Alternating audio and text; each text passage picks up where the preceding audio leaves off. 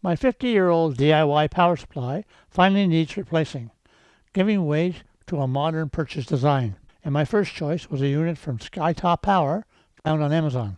But that transition was not to be without growing pains. Let me show you how it went.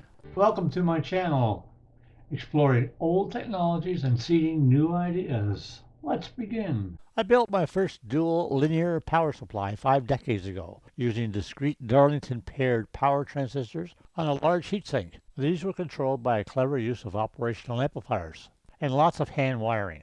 Over time, the switch sharing the panel meters became intermittent, so it was time to retire the supply. A much lighter, modern replacement was soon unboxed and ready to test.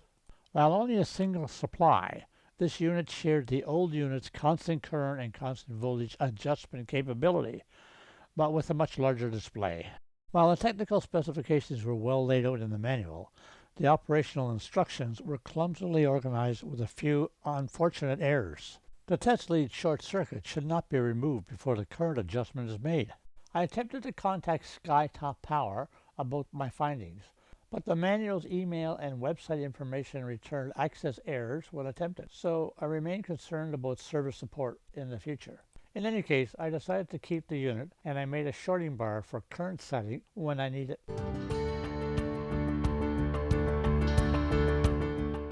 Well, I hope you enjoyed the video, and I'll be looking forward to preparing another one for you soon.